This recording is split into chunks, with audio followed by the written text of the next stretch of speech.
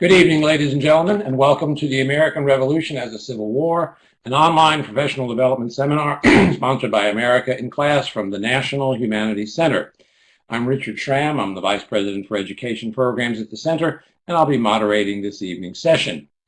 I hope some of you have had the opportunity to look at our new introduction video. In case you haven't, let me just say that the Humanities Center is an institute for advanced study located in Research Triangle Park, North Carolina.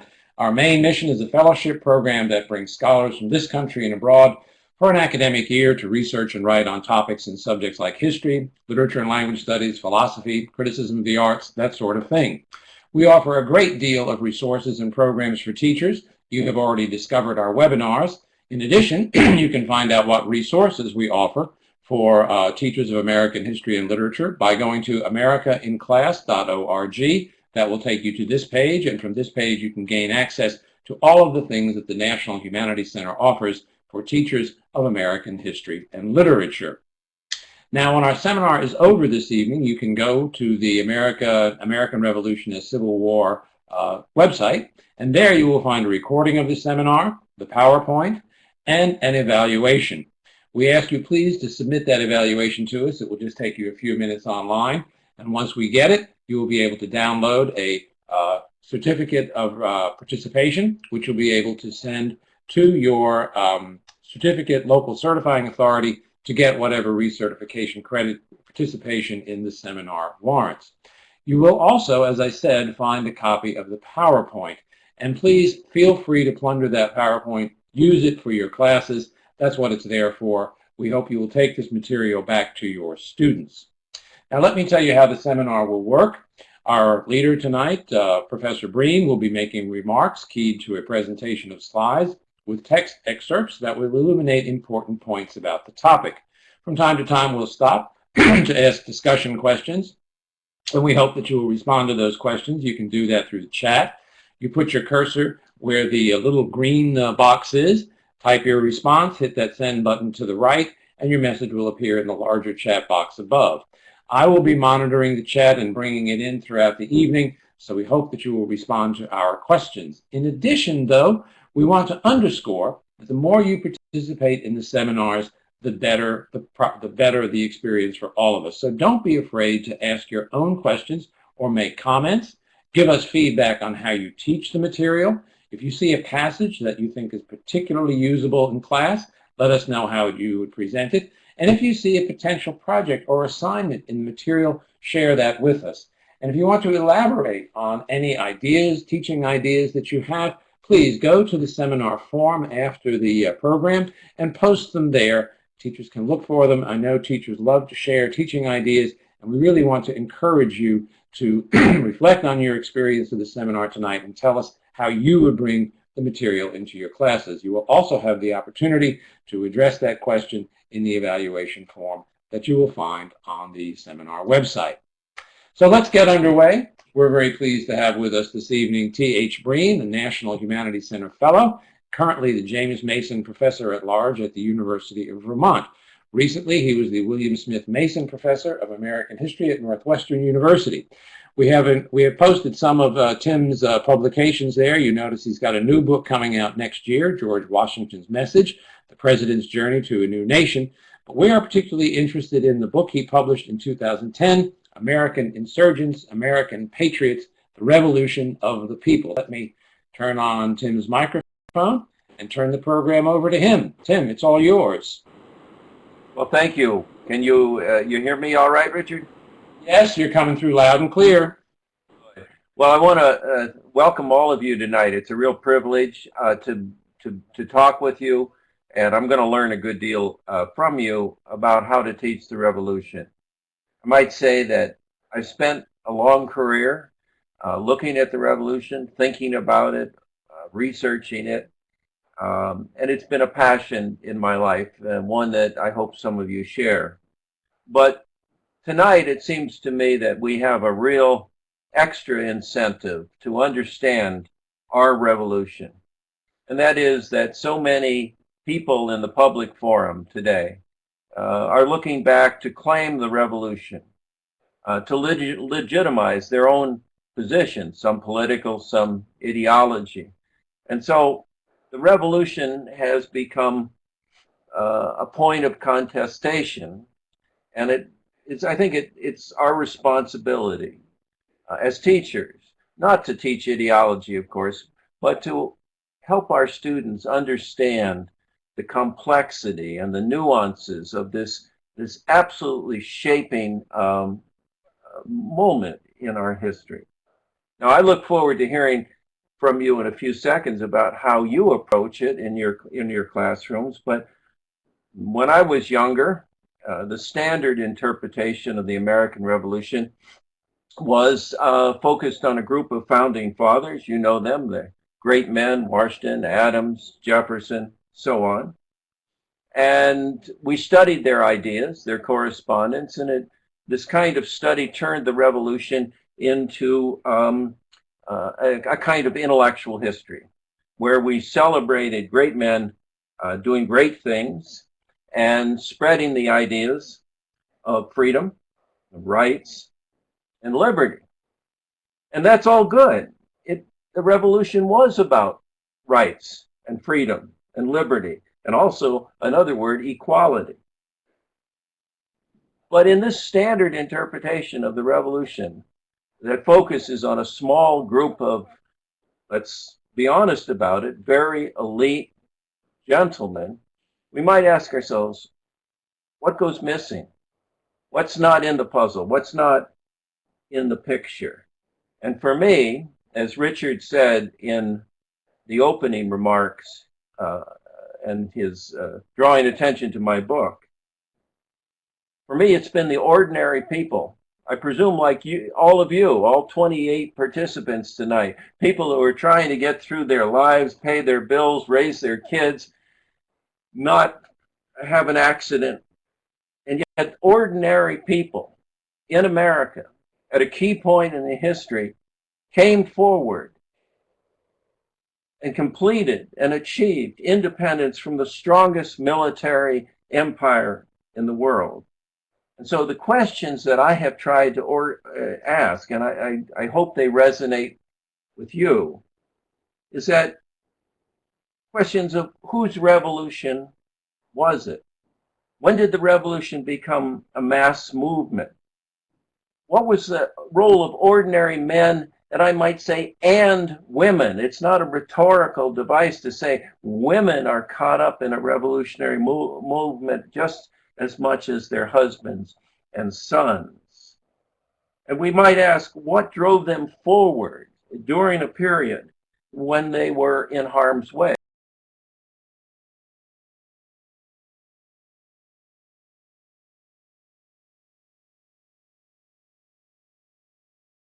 In the American Revolution in proportion to the total population than any other war in our history. So the revolution meant that ordinary people had to be brave, they had to be committed, they had to sustain that commitment over time. And so mostly, I really hope tonight you come away with a feeling that the ordinary men and women of America were not spectators, just watching a few founding fathers articulate noble ideas. Everywhere you look, you find people as participants, not as observers on their revolution. And if we have this broader sense, and this seems to me, I'd love to hear from you, if we have a broader sense of the American Revolution as a popular movement, a mass movement, a movement that required mobilization, that raised questions about violence and religion, then we can compare our revolution intelligently to other revolutions. The revolutions in France and China and Russia, Mexico, because other people have experienced that drew the ordinary people into the political history that changed their nations and changed our history. And so that is my goal, is to be inclusive and expansive in our understanding of how we achieved independence. And to do so, you see the questions. I want to remind you that often in our classrooms, certainly in the ones that I've been associated with, the first move is the Declaration of Independence, July 1776, a noble document, I agree. But of course, that couldn't have been the start of the revolution. Ordinary people in their communities, in their towns, in their churches had to be laying a groundwork of communication, of trust, of mutual solidarity in order to make the revolution work. And if some of the things we read tonight and discuss tonight make you uneasy, say violence, coercion, suspension of rights of free speech, I agree with you, those are upsetting.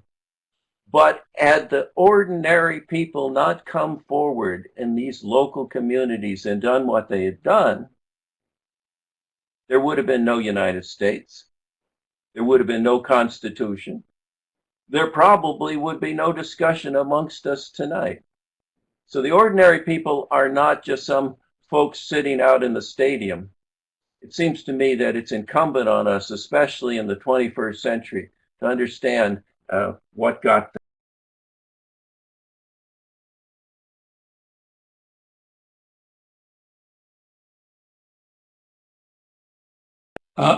No, not so far. So why don't we move ahead with the presentation? All right. Well, as you see in the slide that we've just brought up, we have some of the topics, the questions that I think might be more interesting for our students, and certainly force them to think of the revolution as a popular movement. Now, you see, we're going to discuss popular mobilization, where it takes place, the creation of a revolutionary infrastructure, committees of safety and observation. You note that the word infrastructure is a word that we think of when we read the newspapers about revolutions today, but seldom does that kind of word, infrastructure, insurgency, come into play when we think about our revolution. It's a danger, it seems to me, to see what the founding fathers and the American people did as exceptional, as somehow unlike any other country or any other people at any time. The desire for freedom, the desire for liberation, the desire for equality and a sense of participation is a global condition, and we had our moment in 1774, 1775, and so on. But in all revolutions, we're going to see we have violence and we have intimidation as political tools. And some people worry, for instance, oh my God, what about the poor loyalists, those poor Tories that were given such a hard time? I agree with you. They were given a hard time. But as great political theorists once say, you cannot make an omelet without breaking eggs. If you don't know how to enforce the political agenda on your community, then you make no progress towards the ultimate goal, which in this case was the independence and the creation of the first republic. Republic meaning a government of the people. The first republic since some small city-states in Renaissance Italy. So what we've done tonight is Richard and I and his wonderful staff at the National Humanities Center, and I might add here gratuitously that the Humanities Center is one of the wonderful, great, spectacular institutions in our country.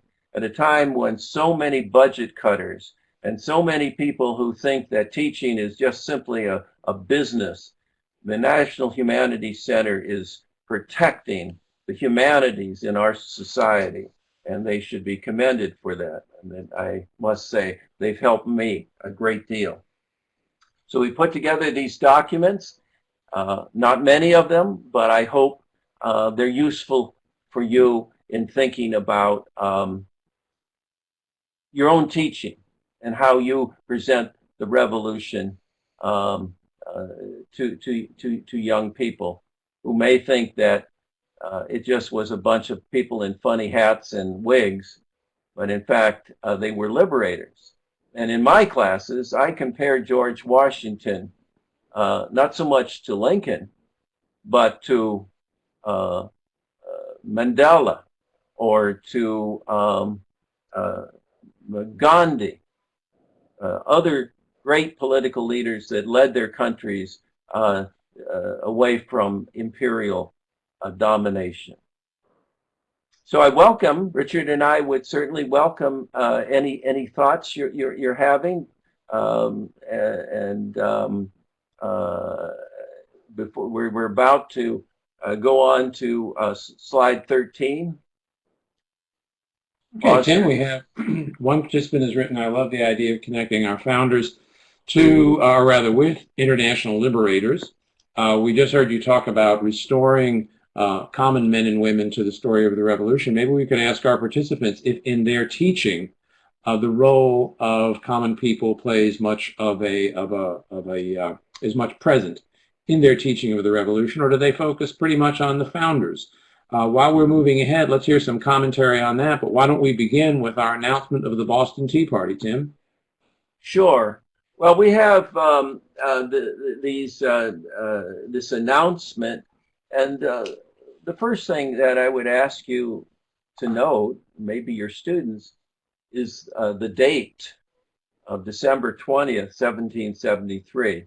We're more than 2 years away from the Declaration of Independence. And so we're entering here a world of what I call experiencing political resistance on the ground.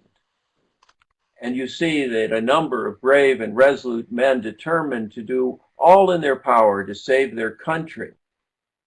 Now, I pause there. 1773, what are these brave men? What country are we talking about? There is no United States of America. That won't happen for a while.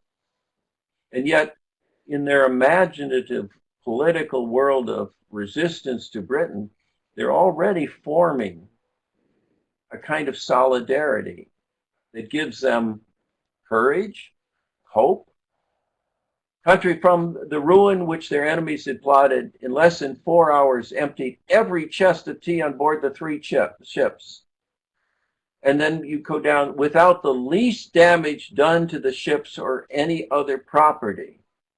Now that's very interesting, because what we're seeing here is the announcement of this bold, intrepid act, but they don't want to be mistaken for a gang of thugs or just destructive property where you just break everything in order to make a political point.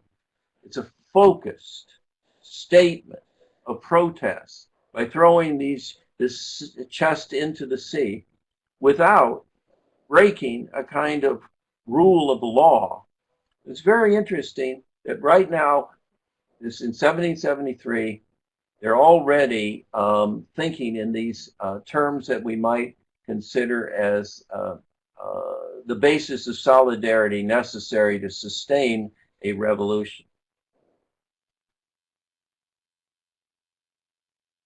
And we continue. We are positively informed that the patriotic inhabitants of Lexington at a late meeting unanimously resolved against the use of Bohea tea. That's a Dutch tea. It's an import. And to manifest the sincerity of the revolution, they brought together every ounce contained in the town and committed it to one common bonfire. That's very interesting. In most of the classes, the tea gets chucked into the harbor, it's drowned, and that's it. But in Lexington, and I can tell you in many small communities, the tea was not drowned, it was destroyed in fire. And if any of you know about some other cultures, I'm sure you do, fire is a way of purification, of ritual purification, of purging a wrong. And so in these towns, they brought together, and this is also important, what they call a detestable herb. At the time of the American Revolution, everyone drank tea. It was like coffee is today. It would be as if you said, we have to end Starbucks in order to achieve revolutionary solidarity. And that's the whole point. By touching something that was in every household, every family, every man, woman, and child suddenly saw that breakfast drink as a political symbol of oppression. You open the possibility of a huge network of people, and you can see them drinking or breaking the revolution. In other words, in order to keep a revolution going, you have to have some way to enforce it, and you can't get into folks' minds. You can't tell what they're thinking, but you sure can tell what they're drinking. And so teas are burned in these communities. People watch, and they watch each other, whether they're breaking the solidarity necessary for this first step towards mobilization. So, Richard, Tim, you we have have, any thoughts yes, we have a here? good question here. We have a number of comments I want to get to, but first of all, we have a really good question. Who made this announcement? Who made this announcement? This appeared in a newspaper, a Boston newspaper. Editors were both editors and reporters, and some of them even were insurgents. And so this would have been an American newspaper announcing almost an op-ed kind of piece in the local journal. Right. Okay, let me follow up on that question. Would that have been picked up? I know that it was not uncommon for newspapers in Boston and Philadelphia and Williamsburg and so forth to reprint stories. Would this have been picked up and reprinted elsewhere throughout the colonies? Yes, most newspapers, and I think for our participants and fellow discussants tonight, I have argued in my classes and in my books that newspapers were the new form of communication in revolutionary America. By that, I mean there had been newspapers in England and America up until the revolution, but they expanded almost exponentially at this period. They were like blogs today, or YouTube, Facebook. And that seems like an extreme case, but as some of you know, in the Egyptian Arab Spring, people organized themselves in protest through Twitter and other forms of Facebook. At the time of the revolution, people learned about each other through these newspaper reports. It became a way of achieving knowledge and solidarity because, well, look, if the Boston people are throwing tea into the harbor and you read about it in Lexington, well, you know, we're with you and we're showing our support for you. But I would say without newspapers, this is a bold statement, without newspapers, I cannot imagine that the American Revolution would have succeeded, Richard. Okay, we had a question earlier about how the 13 colonies, which were so very different and so very diverse, managed to develop a sense of solidarity. So our first element here is, as you're suggesting, newspapers. Now, I know when we get to the Wilmington, New Hanover material, we'll see more about the association and the way that was promulgated and enforced throughout the colonies.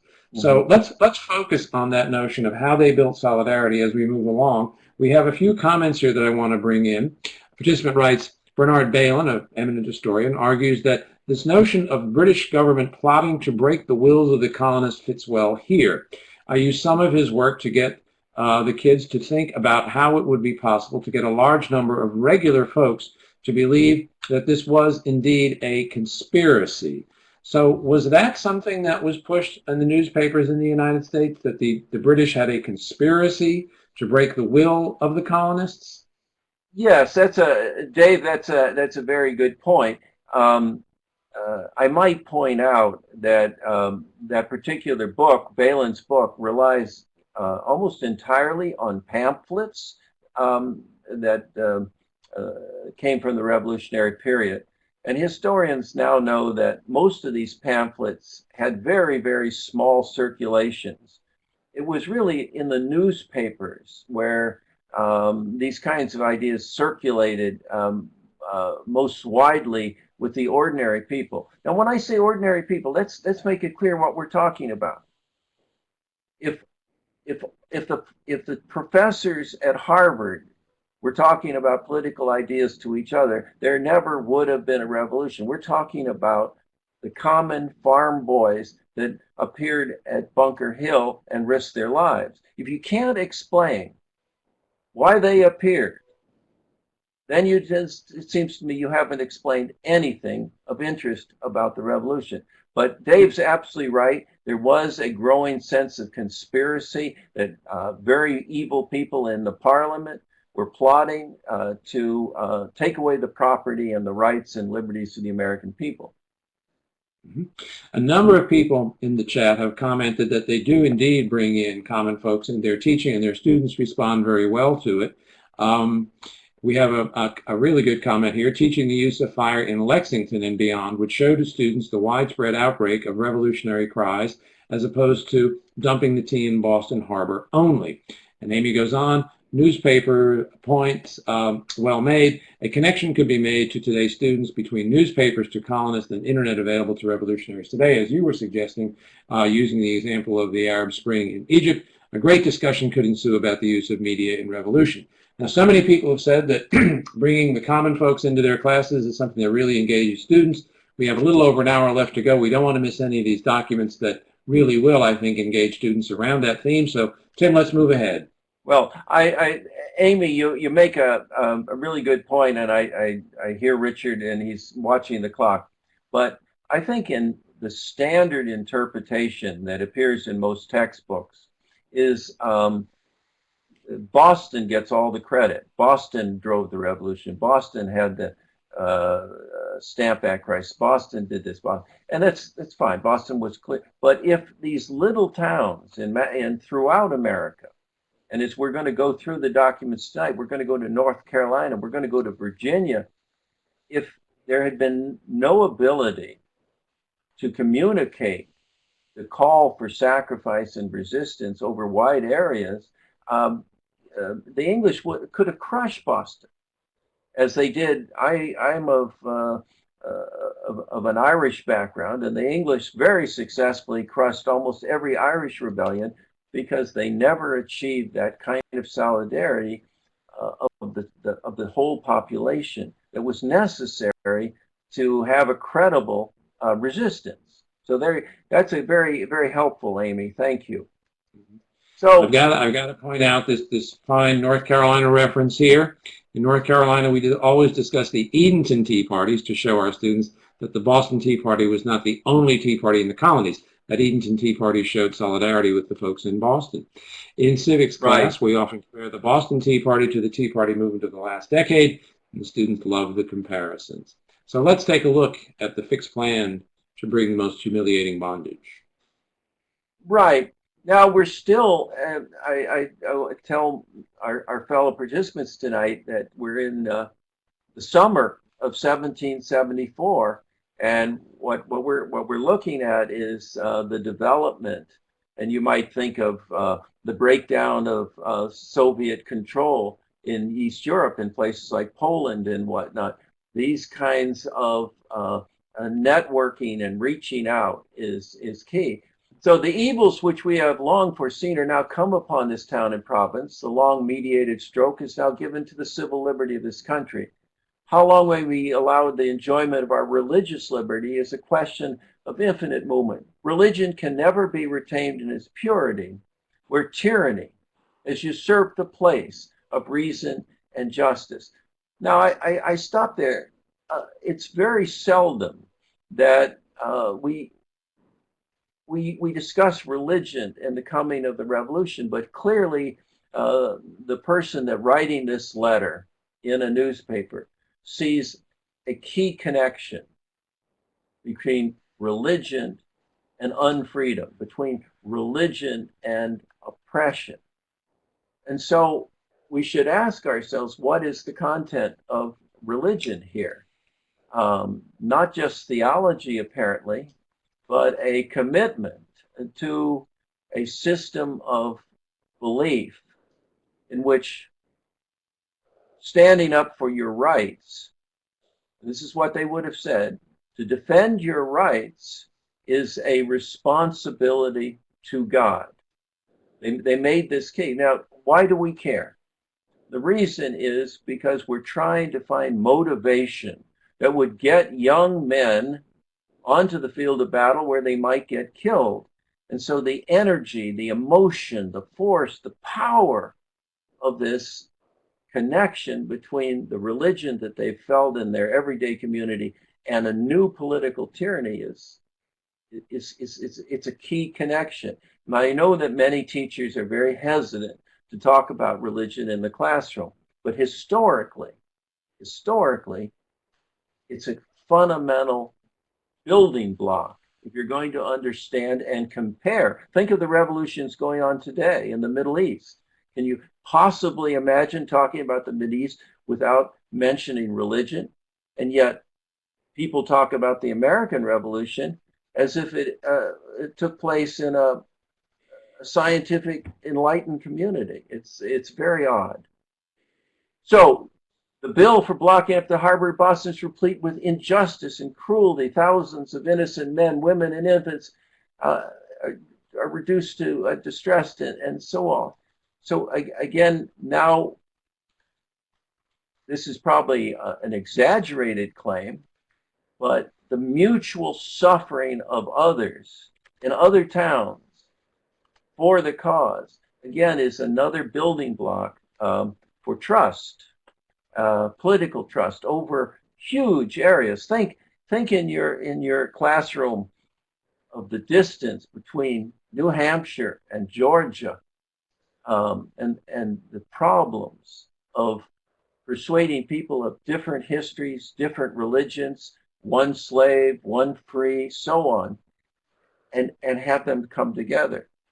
The people in England at the time predicted that if the American revolutionaries won, which they thought was unlikely, our country would immediately splinter into something that looked like Latin America, that Americans would never hold together. But they did. And that's worth asking your students. How did they pull it off? How did the people of Georgia ever come to a feeling that they should stand up for these crazy Boston folks that are tossing tea into harbors? Now, we come to a really hard problem that all of your students must ask about. Surely, if we suffer these things, which are oppression and violence against our families, if we suffer these things, we are the most abject slaves. And immediately the students, at least my students, ask, what do you mean slaves? I mean, real slaves, real African Americans were slaves. But for these white farmers to say that they were slaves, that strikes some of my students as hypocritical and certainly not credible. So we might ask, what did they think slavery meant? And if you read down to the bottom, when we reflect that all our labors have been made them only a more inviting prey to our enemies, will not the vineyard of Naboth be ever in our minds? A religious reference again, but the absence of the ability to protect the sweat of your own labor, what you've created with your own hands and family, to take that away from you or threaten to, is what these people said amounted to slavery. So while it seems odd that people who owned slaves feared slavery, that is in fact what they're saying, and it's worth discussion about how revolutionaries were blind to the limits of equality at a time when they're trying to achieve independence. All right, Richard? Yes, let's go ahead and move ahead. Now, this slide we just put in here for our teachers in case you want to elaborate on that biblical reference, you'll find it in 1 Kings 21, the story of Naboth, Ahab, and Ahab's wife Jezebel, who conspires to have Naboth killed so that Ahab can claim his vineyard. So we can move on from this slide to our next text. But as you all know from your classrooms, the colonies were swept up during the Great Awakening in the 1740s and 1750s by a new force of evangelical religion, of the new birth, of a religion that was felt from the heart rather than the mind. And so when political figures or writings throw around biblical references, the soldiers, the ordinary guy, they picked up on this. They understood. And I'm afraid some historians have gone back to Greek sources and Roman sources and talked about, what various ancients said about liberty and freedom. Fine. But if you want to get into the emotional package that motivated these common soldiers, you better understand the New Testament. Now, we come to a document that is really, really fascinating, and I'd love your comments, your ideas. The Association of the First Continental Congress it met on September 5th, 1774, and went to October.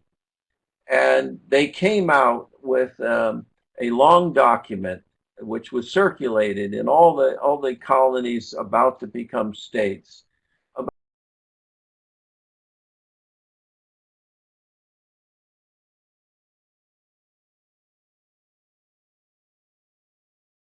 And so Article 8, we will in our several stations, and that means occupations, classes, encouraging frugality, economy, and industry, and promote our agricultural arts and manufactures of this country.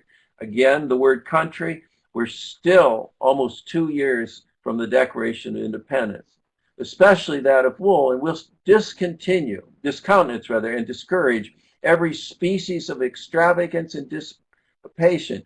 Now look at horse racing, cockfighting, shows, plays, entertainments, even funeral garb. So, I'd ask you, how could do away with horse racing be part of a beginning of revolutionary mobilization? I mean, cockfighting, plays, shows, that seems harmless. And I would wonder how you would tell your students that these activities were part of a movement towards nation building.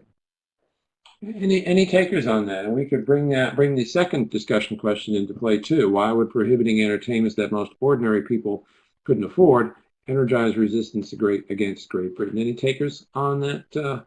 We have some folks typing away here.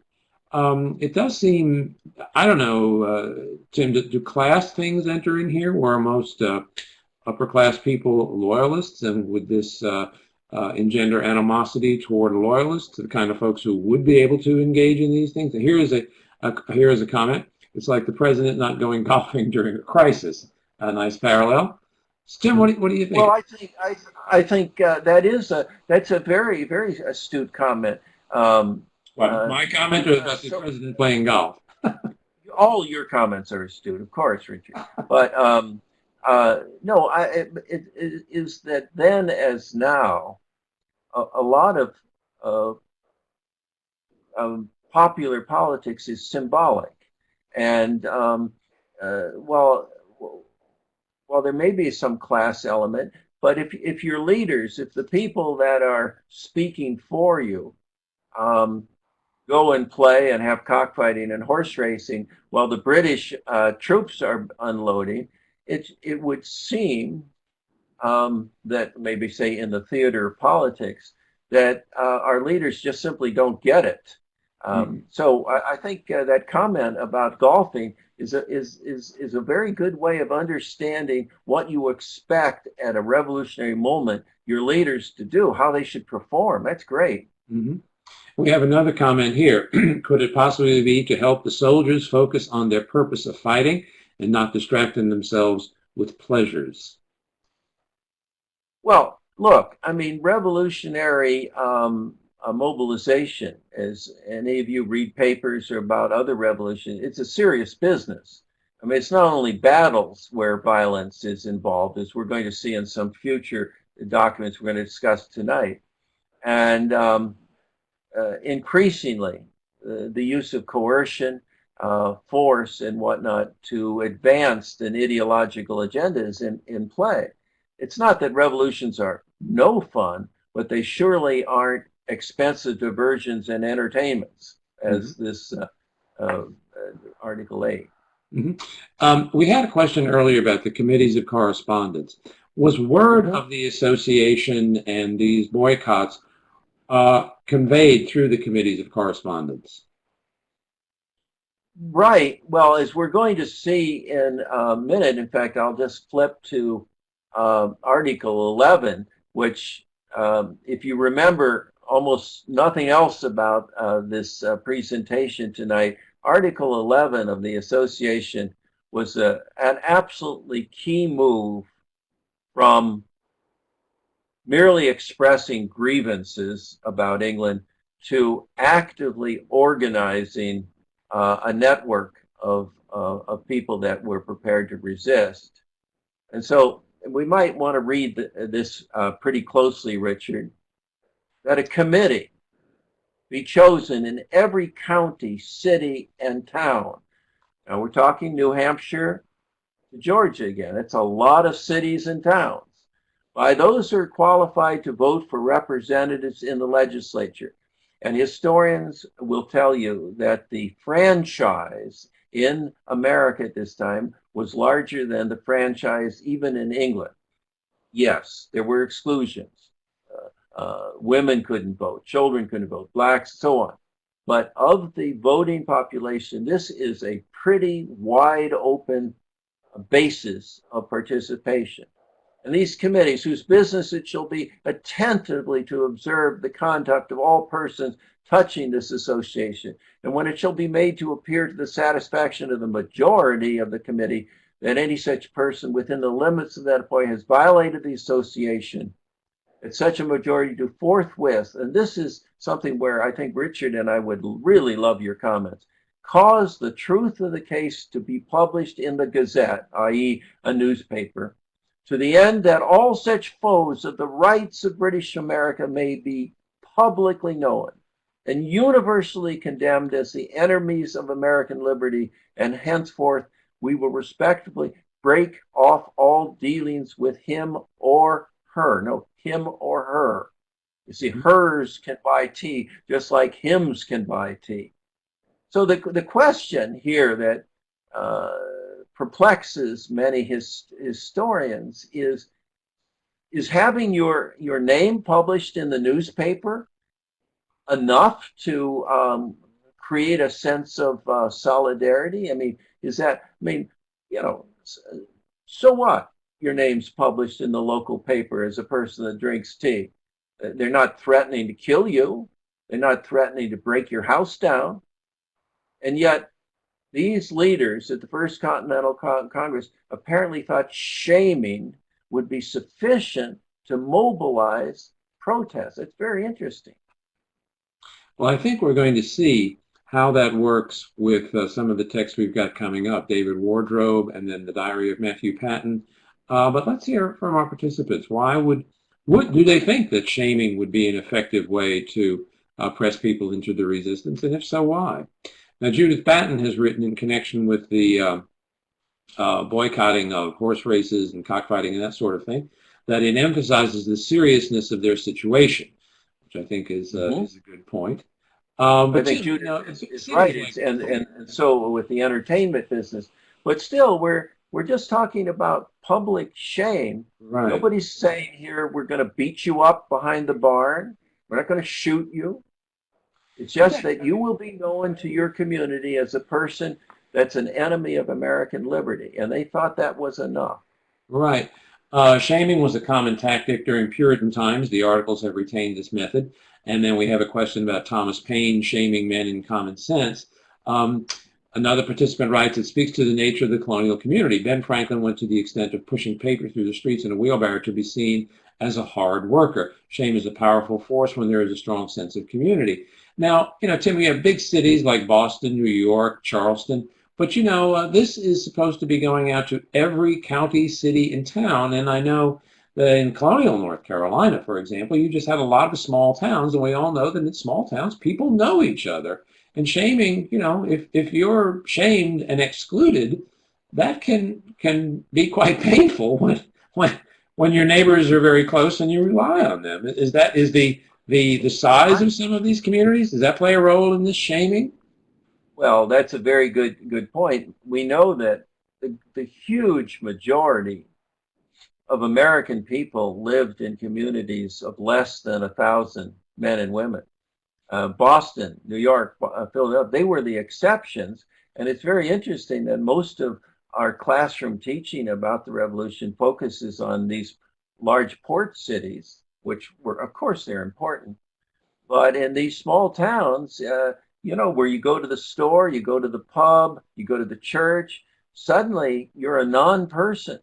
People are pointing at you. There's Joe, there's Susan, an enemy to American liberty.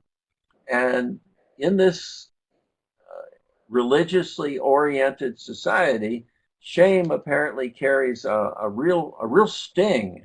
And I think if your students don't understand that kind of face-to-face personal possibilities of what we might call psychic coercion, they're going to miss the momentum towards independence. Mm-hmm. Mm-hmm. We have a comment in the chat. Extreme modern example is the shunning you find in the Mennonite community. Another person writes, shaming is a way of giving a face to those who were the enemy. Yes, calling them out and naming them in the paper. Right. Could this work today is a question. Could this work today? Point, yes.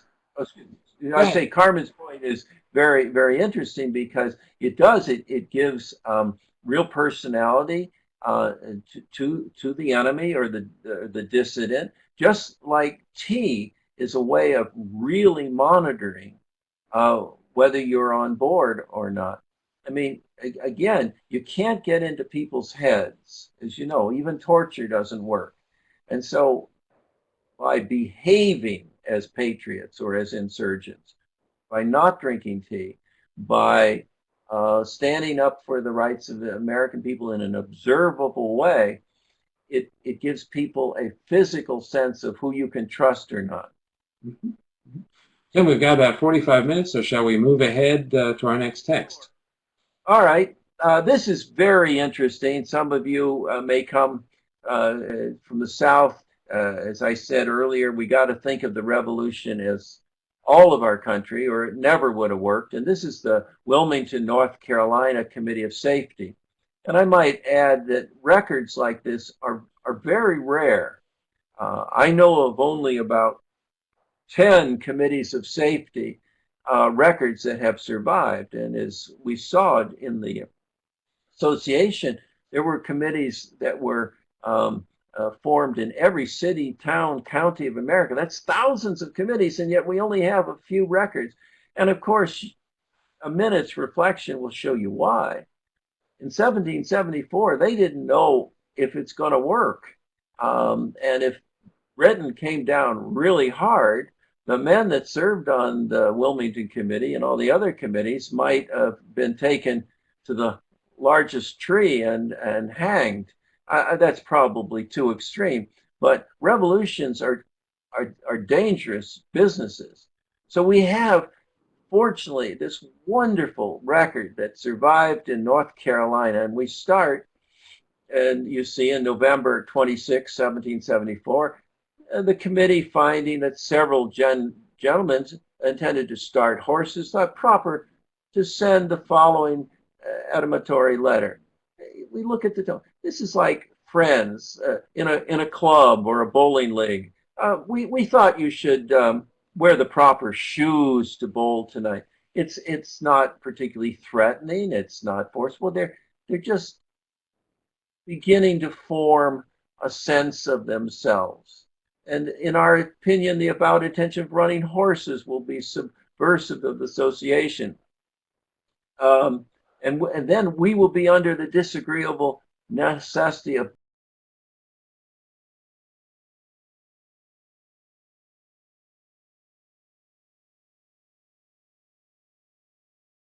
go this way with friends. Just stop the horse racing and let's get on with the business of politics. So this is in November, the fall of 1774. And in December, we still are hearing the same kind of, the committee have formed a public ball. That's nice. It's a big dance. Everybody's going to have fun. But they want to warn Miss Austen to forewarn her from suffering such a public ball and dancing at her house. So what we're seeing is that the rhetoric of the Continental Congress in Philadelphia is now filtering down to this little community in North Carolina. So poor Miss Austen's not going to have her dance tonight because it doesn't look like a proper event in a time when we're thinking about our liberties and our freedom from Great Britain. And so they acquaint you that the ball intended to be given in your house is contrary to resolves, and we warn you to decline it. Again, the tone is, oh, come on, Mrs. Austen. Yeah, don't bother with that. Just get on with your life. Again, there's nothing particularly menacing yet in 1774. But boy, has there been a change by the spring of 1775. This is the same committee. You see, the association was agreed on by the committee annexed to the resolves of the General Congress to be handed to every person in this county and recommended to the committee of adjacent counties. And what is it? They're going to be asked as subscribers to set their hands on. Now think about people that come to your houses at night and say, won't you just sign this petition? We're going to save the world. We're going to save the forest. You just sign here. But this is not just saving the forest. It's, are you with a revolutionary cause, which is very dangerous? Try to enforce that on your students or persuade them. Revolutions are dangerous. People get hurt. And so we do most solemnly engage by the most sacred ties of honor, virtue, and love of our country. There we have it again, our country, 2 years ahead, or a year rather. We do in our power to endeavor and influence others to the observation by persuasion and other methods as shall be consistent with the peace and good order and laws of the province. Well, that kind of friendly, please, Mrs. Austen, don't have your dance, is getting a little bit sharper now. We're talking about other methods as necessary. You see, the noose is tightening. The revolutionary demands are becoming more poignant. So that we have this absolutely stunning resolve on March 6, 1775. And I really urge you to think about the wording here. I know as a historian that the committee in Wilmington had about 60 members. They were huge bodies. My guess is that they were so large to kind of protect themselves in case it all went wrong. You know, if you have a large number of people there, it's a little hard to punish them all. Resolve that all members of the committee now present go in a body and wait on all the housekeepers in the town with the association before mentioned and request their signing it or declare their reasons for refusing, that such enemies to their country may be set forth to public view and treated with the contempt they merit.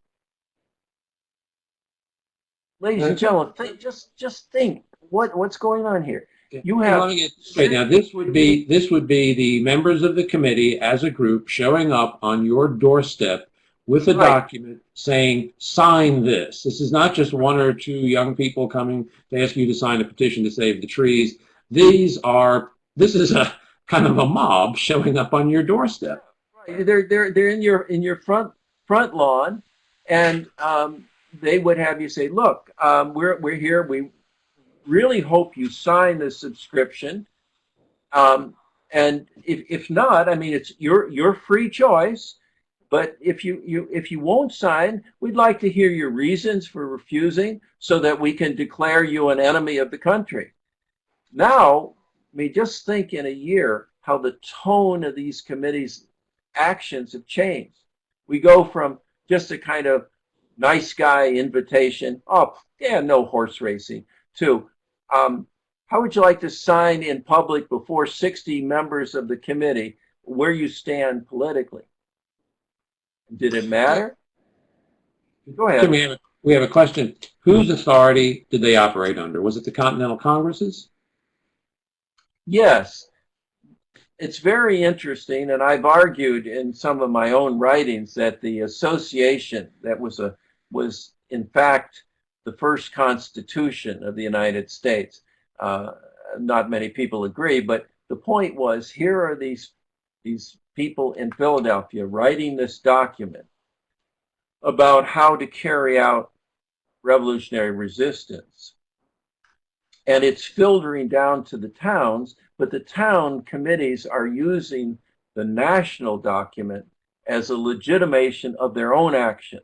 I mean, so that there's a feedback mechanism between the local and, what will we say, Richard, the continental.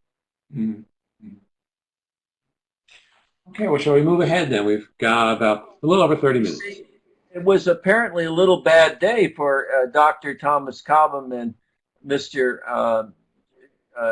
Jonathan McDowell, because they refused. They looked at the 60 guys and said, "Sorry, we're not going to sign that document." And now, but we now hold them as unworthy of the rights of freemen and inimical to the liberties of the country, and we recommend it to the people of this colony in particular, and to Americans in general, to pursue the same conduct. Okay, this is a little bit more than shaming. This is shaming at a higher degree. Cobham and McDonald are going to become non-persons in this town.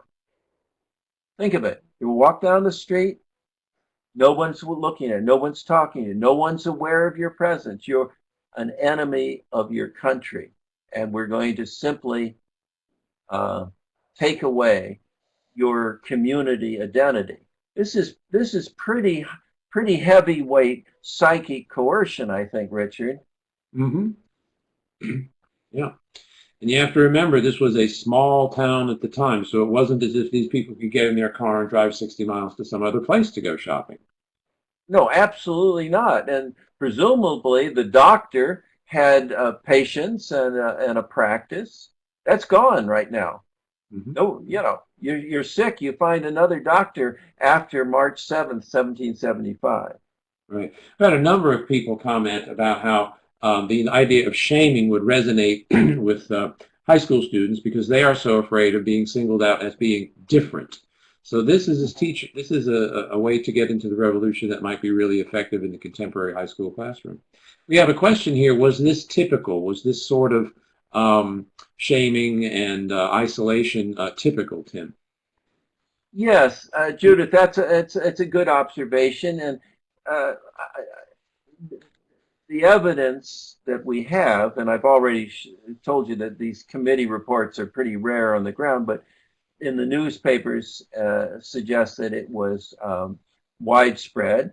The newspapers did carry lists of people that refused publicly to support the resistance cause, and they were shamed and cut off. That did occur. Sometimes, and I might say, Richard, quickly, I see the time's running, but some people have said, well, what about the loyalists? I mean, they must have stood up. They must have hated this movement. Um, and what I think we're seeing here is that these committees, these insurgents in America, got off the block a lot more quickly than did their enemies as far as organizing and creating an infrastructure of protest um, that fairly effectively silenced the Tories or the Loyalists even before there were battles. And so by the time there was real military confrontation, if you wanted to express a view that was against the liberties of your country, you had to do it in a place like New York, where the British Army would protect you. But if you're out in the country, in a place like Wilmington, um, we're not talking anymore about free speech. Free speech is one of the first victims of a revolutionary movement. Again, we may not like that, we may not want to hear it, but Dr. Common and his friends were seen as real enemies and that had to be watched. Right. So we've already looked at that, and we get to this poor man who had an odd name, David Wardrobe. That really was his name. He was a newly arrived school teacher from Scotland, and he's watching these committees, as Judith pointed out, how typical. Here's one, we're in Virginia now, and he's watching them, and he writes a letter to his friend back in Scotland. Bad decision, poor Mr. Wardrobe. But he's saying that he's watching these Virginias. They therefore resolved to stand the Friends and espouse the interest of the Bostonians as far as lies in their power. And for that purpose, they are forming associations not to import any commodities from Great Britain or to export any of their own until such time as the said act is repealed. So you might ask yourself, well, I mean, why would a Virginian? They're making tobacco. They have slaves. This is a different world. Why would they call their friends or stand by their friends in Boston at this time? What is going on so that by June 30th, 1774, you make the assumption that it's your responsibility to stand shoulder to shoulder with people that are perfect strangers and they live 500 miles away. But that's what he says in the letter. He's watching them form these committees. And he says in this letter to his friend, I was particularly attentive to the countenances. He's looking at their faces of the spectators and was really pleased to see so very few express any outward signs of approbation on the occasion. Now, this is very interesting. You see, Wardrobe is making the assumption that you can look at a person and decide what kind of politics they're going to support. But if revolution is a serious business, if it's a dangerous business, it seems probable that most of the folks in the crowd would have been, shall we say, prudently reflective. And what Wardrobe is trying to do is to claim in this letter that a few leaders are actually manipulating the people and telling them what they should believe in the body. So he sends this letter off and he says, I am convinced that the disadvantage they must labor under by adopting such a plan will be so great that it had to be imposed upon them. You see, imposed by the people, you see, they're friendly to Great Britain. They just don't know those. It's the American leaders that are messing up everything.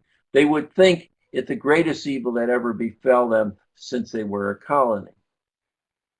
So, in a time that we don't realize just how far, publications, it was Wardrobe's letter found its way to a newspaper in Glasgow. And a boat coming back to Virginia carried the newspaper, and poor Mr. Wardrobe's opinions were suddenly public knowledge. But as the discussion question here on slide number 28, you might consider. What in the letter would be so bothersome to the patriots or the insurgents? He just expressing a view that he looks in their faces and he doesn't see a bunch of revolutionaries and he thinks the leaders are ahead of the people. What's the problem? Well, we have Why? one. Brian writes here, the colonials, the patriots are portrayed as dupes. Yep. Any Right. other comments? You were posed that question to your student about David Wardrobe's letter. What answers would you be looking for? They're dupes. Right. And I Here we must have some say others. that sometimes, Brian, even in textbooks today, you find that, as I said at the beginning of our discussion, that the people are seen as kind of spectators. They're people that don't quite get the big issues that the founding fathers tell them. It's as if the people don't have any political mind of their own about what freedom and nation building might be about. So, yeah, you read this letter, they're telling you that you're a bunch of dolts. Right. And also, Meredith writes here, flies in the face of the Enlightenment. It's meant enlightenment, we're supposed to be endowed by reason, and yet they should not be subject to demagoguery, going back to the idea that they were dupes. But furthermore, Wardrobe thinks they're going to fail. And he thinks Right. their plan is a really dangerous and self-defeating plan. So there's a lot in that letter that would antagonize the Patriots. So what happens to old David? Oh, he didn't have a good day, Richard. So the letter comes back, dated June 30th. It was printed and it comes back. And we go down there to, said to be written by a gentleman in Westmoreland County to his friend in Glasgow, containing falsehoods and misrepresentations which may be of fatal consequences to the rights and liberty of America. In order to make every recompense to the community in my power for so gross an offense, I do willingly on my knees implore forgiveness of this country. Wow, you talk about shaming. He writes a letter, and now he's on his knees in front of the committee, begging them to forgive him. Does this seem to be overreaction? I mean, is his punishment in anywhere in line with writing a letter to his friend back in Scotland? Any takers on that question? While we're waiting for responses, Tim, you were talking about how freedom of speech goes out the window during a revolution, and certainly David did not have freedom of speech.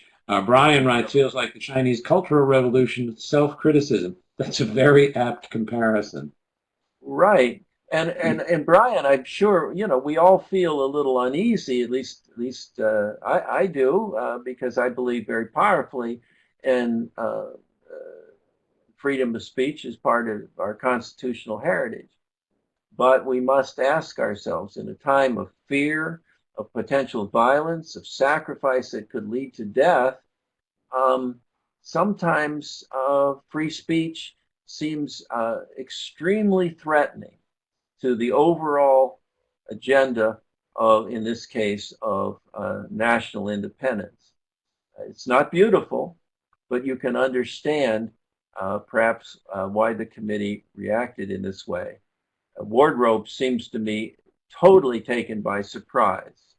And I might say that he left the community soon after, and I never found out what happened to him, but he was so humiliated by the Westmoreland Committee that he just left the area completely.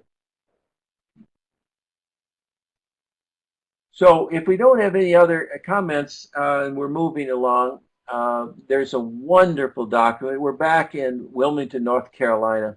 Janet Shaw was a young woman, a very talented woman, an artistic woman, who came to Wilmington to visit her brother. She was from Scotland, so was the brother. And the brother had a job in the imperial establishment where he collected customs duties.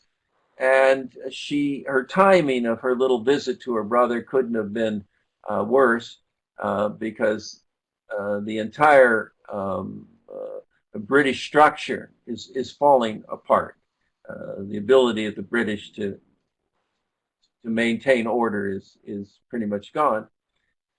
So in 1775, she goes to town one day, and there's all of her little friends, Tea Party friends.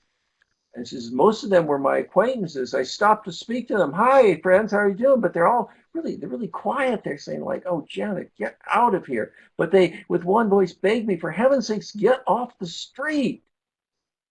She didn't realize that they were prisoners, adding that every avenue to the town was shut up, and that in all human probability the scene would be acted very unfit for me to witness. What does this mean?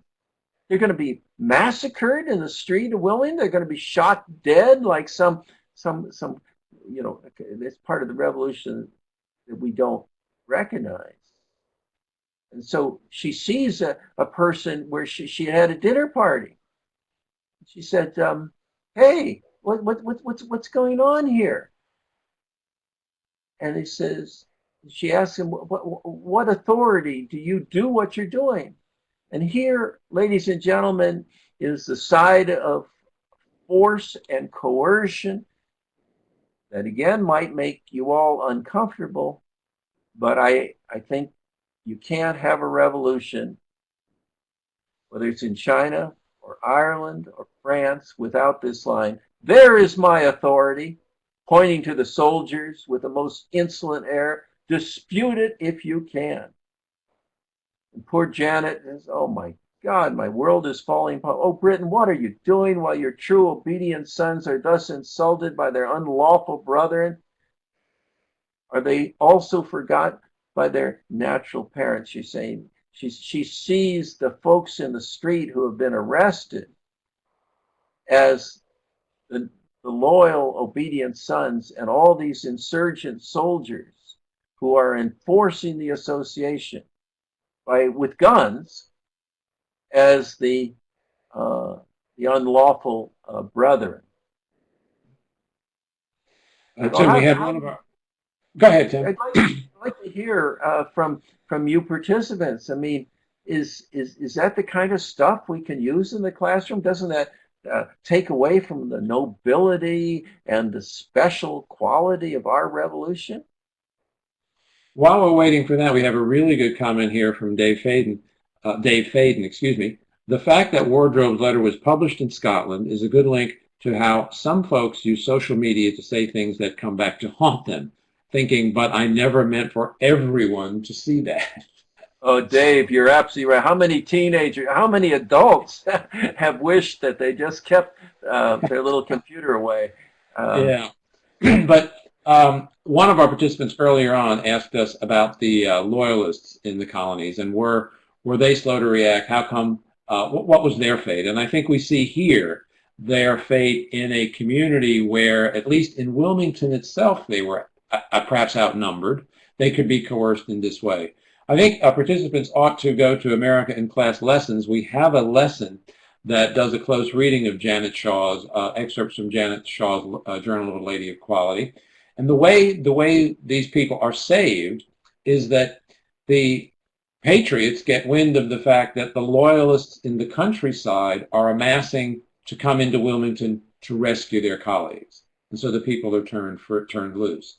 So what does that tell us, Tim, about how these people were corralled in Wilmington and then turned loose under the threat of a loyalist attack? Well, I mean, as someone earlier talked about the symbolic nature of politics, grievance, protests, and whatnot. You witness an event like this in a town. It pretty quickly persuades even folks that think that maybe the revolution is not a great idea, persuades them to shut their mouths, to be neutral, to not show their hand. And so what these little episodes did was to dampen down and control the possibility of effective counter-revolution at this key moment, or a counter-insurgency. And as I say, you only need a couple of events like this before folks in other towns that are thinking about the king and parliament in a positive way, to just say, well, I think, it would be prudent just to keep my mouth shut for a while and see how this sorts itself out. Mm-hmm. Well, Tim, let's move on because I want to be sure we get to the Diary of Matthew Patten. That I think would be an excellent text to Right. teach in class. Well, it is. It's a very moving document, Richard, and I hope all the rest of you see it. It's been published a couple of times. These are just excerpts. Matthew Patten was a Scots-Irish migrant family in southern New Hampshire.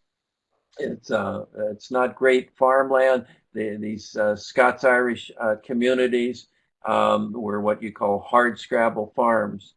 And we read this. This is his diary. He's the patriarch of the Patten family. And so on September here, you see that Orr mended my plow. And, there was mundane things in the farm. And and that same day, I went to a town meeting in the evening, and the people intended to go to Amherst, which is another town, tomorrow to visit Mr. Atherton, who insisted, notice that verb, who insisted on my going with them. And they told me I must and should go, and that if I did not, they would visit me, on which I said I would go. Well, here we see in New Hampshire, it's a long way from North Carolina, the same kind of compelling logic.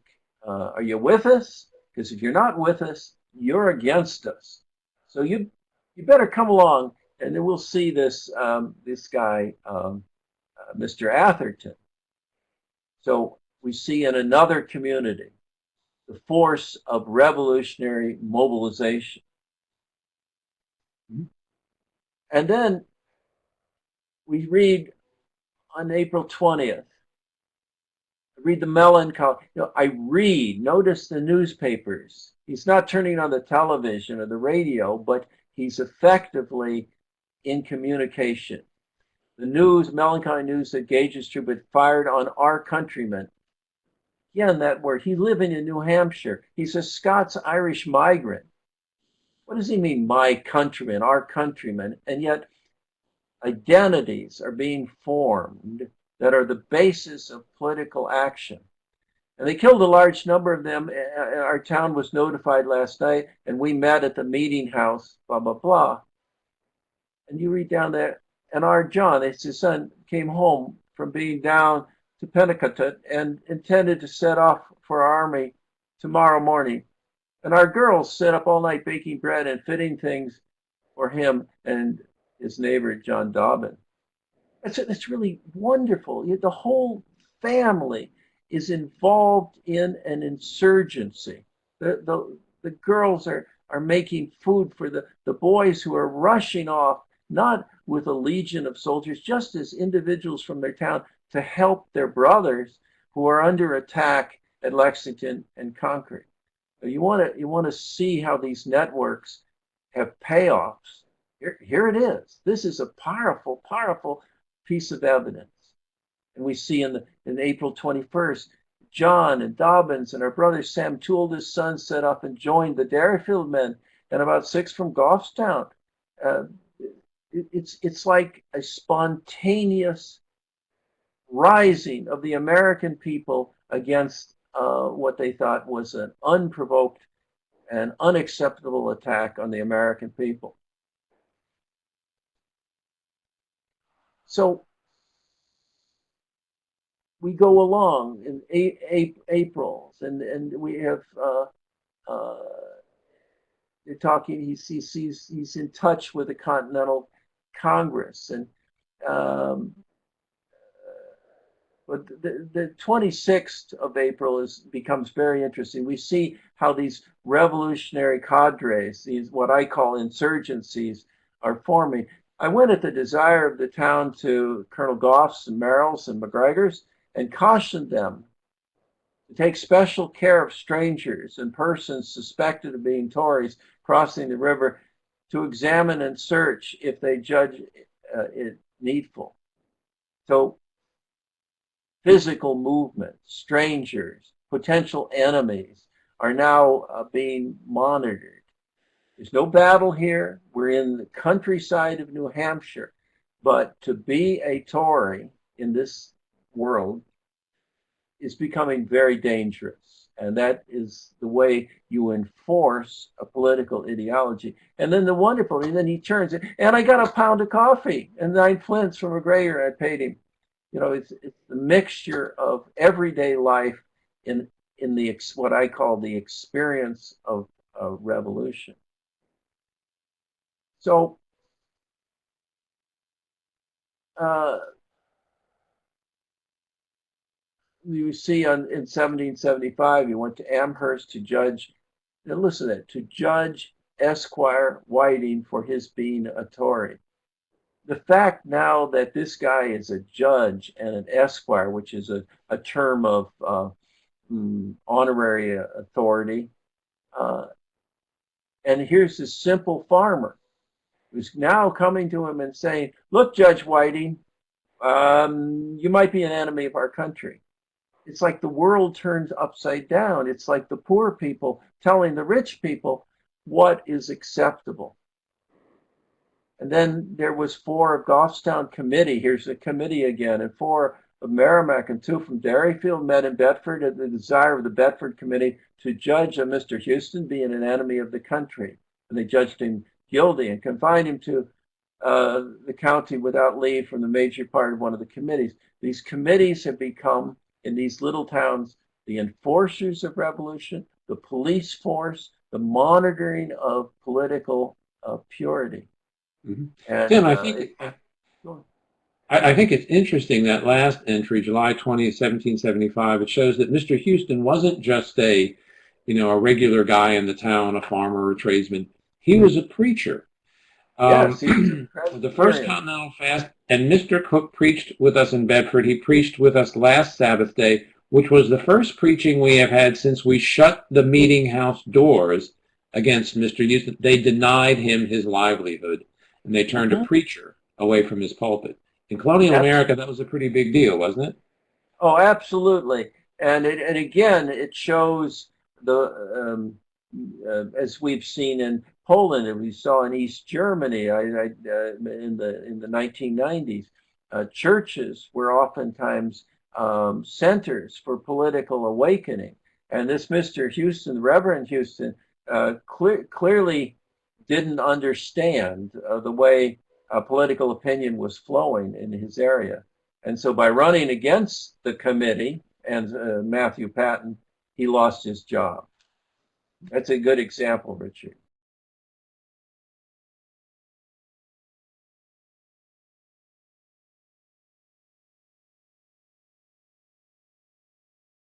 To mention their hometown almost 240 years ago. So there's Well, some Lisa, this document comes close to home. There are several printed editions you can get in bookshops. But I might say, Lisa, and I might say to the rest, we have the households of all the founding fathers are protected in their national sites. We have a photograph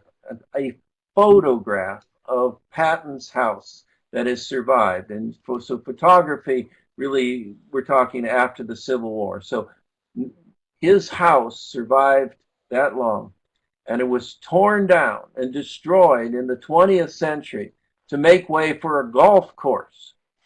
So that, you want to know why the ordinary people don't figure into our narratives? Because their memories are expendable.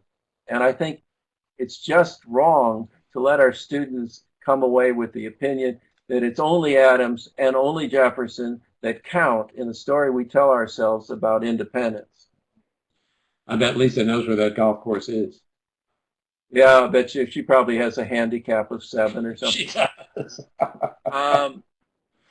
Matthew Patton's family suffered mightily for their opinions, and this is a really poignant element of his diary. He gets news that his son, who was part of a expeditionary force in northern New England, northern Vermont, northern New Hampshire, He died. He had been wounded at Bunker Hill. He was shot through his left arm at Bunker Hill fight. And I might say, you got to remind your students, there's no helicopters, no medevac, there's no antibiotics. If you were shot through the arm, the chances are you might die of infection or something. But he didn't, and is now was led after suffering much fatigue to the place where he now lies in defending the just rights of America, to whose end he came in the prime of life by means of that wicked, tyrannical brute, nay, worse than a brute, of Great Britain. He was 24 years and 31 days old. You want to understand where the end point of the association comes. It comes here. Now Matthew Patten is a full-fledged revolutionary. There's no going back now. There's no making peace with Parliament. No George III, we didn't understand it. His son's been killed. And Matthew Patten is going to see this revolution to its fulfillment. Whether it's typical or not, we don't know. But my guess is that thousands of homes in revolutionary America considered what it meant to them as families to sacrifice so much for the ideas of national liberation. It's not a patriotic story. It's not an unpatriotic story. It's a story of people coming to a sense together that they need to achieve a common purpose. In this case, it was national independence. So, Lisa, I really hope that you resurrect good old Matthew Patten. Well, I think this would be an excellent text to teach, because if we think back to that first entry we saw in 1774, Matthew seemed to be a rather reluctant revolutionary. He went along with his townsmen, but they insisted that he go. Indeed, they threatened him, if you don't go with us, we're going to come and visit you. So he goes along, and then 2 years later, gradually we see his mind changing. We see others around him embracing the cause. We see suspicion suffuse the community. We see his son get killed, and then he comes to this poignant conclusion here in May 1776. So I think, Tim, this would be an excellent text to teach, shows how people move from just being regular citizens to becoming rebels. Right, and we see a parallel development in the Wilmington committee. From what the hell, just don't have horse racing, to having 60 guys appear in your front yard. And so it's not just simply a Boston or New York story. It's an American story. Mentioning Wilmington, we do have a question about Wilmington. I was not able to get to it at the time, but let me pose it now. Was Wilmington particularly engaged in revolutionary politics because it was a port city? It was the head of the British government in North Carolina, and but the port by then had kind of silted up. It was a dying town at that point. Why it was so radical, I don't know. I think it has to do with the history of the town in relation to the royal government. Other parts of North Carolina launched battles against the British almost at the time of Bunker Hill, certainly in early 1776, and showed themselves as equally, as any Bostonian, equally against parliamentary oppression. Right. Well, you have a large Scotch-Irish population just to the west of Wilmington, and one of our participants mentioned the Battle of Moores Creek Bridge, which is often referred to as the Bunker Hill of the South. So there was a lot of Scotch-Irish resistance in that. Well, good people by the name. The T in my name is Timothy Breen. My people. You may have some of that Celtic blood flowing in your veins. Well, ladies and gentlemen, we've come to the end of our seminar. Let me ask you if there are any final questions or comments before we wrap things up tonight. If there is one final question, Would you consider April Morning a good novel for young people to read to get a feeling for how the revolution touched the lives of ordinary Americans? Tim, I'm not sure if you're familiar with April Morning. Maybe some of our participants are. Yeah, Judith, I've got to disappoint you. I do not know that novel. I'm sorry. Okay. Some of our participants might know that, and you can answer Judith by going to the seminar forum. Here's another question. They're going by rather quickly. Let me call that one back up. Have you ever examined whether or not the Mecklenburg Resolves were actually the first attempt at declaring colonial independence, and that Jefferson used them to write the actual Declaration of Independence? I don't know the date of the Mecklenburg Resolves, but that's in North Carolina. Yeah. Teresa, a lot of research has gone into it.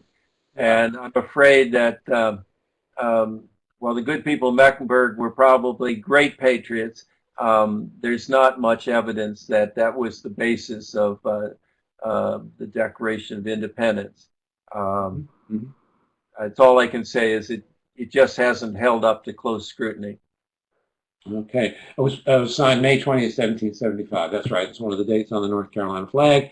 And to answer the question about April Morning, one of our participants says she has used it, and it is great. Well, okay, ladies. I'll look at it myself. Yes. Thank you, Teresa. Yeah. Great. So, ladies and gentlemen, please continue to use the seminar forum. Continue the discussion. Post there your comments and questions. Let us share some teaching ideas there. If you've gotten inspired by this seminar, please share those. We will monitor the forum up until November 6th, and if some questions and comments come in that require a response from Professor Breen, we will pass them along to him and then pass his response to you. Ladies and gentlemen, let me thank you for your participation this evening. We had a lot of really good commentary in the chat. That always makes the seminars worthwhile. Thank you very much. And Tim, let me thank you. This has been another wonderful seminar. I've gotten a lot out of it, and I know our participants did as well. So thank you very much. Well, let me tell this group of 40 participants that this has been a terrific session. I, too, have gotten a lot out of your comments, and I really appreciate your questions and your participation, because as we all know, when you have a class full of people that sit silent, it's not much fun, but tonight it was terrific. So thank you, and thank you, Richard. You're welcome. And ladies and gentlemen, we hope you'll be with us again. We continue our exploration of the American Revolution at 7 p.m. Tuesday, October 21st, with our next seminar, American Rebels in an Age of Atlantic Revolution. Please check our website, the seminar website, for the evaluation. Fill that out, and once you've done that and sent it back to us, you will be able to download your CEU, your recertification form, and you can present that to your local authorities to get whatever recertification credit the seminar warrants. Again, thank you again, ladies and gentlemen, and we hope you'll be with us for some other seminars. Please check out our schedule. We have some wonderful ones coming up this fall, and soon we'll be posting our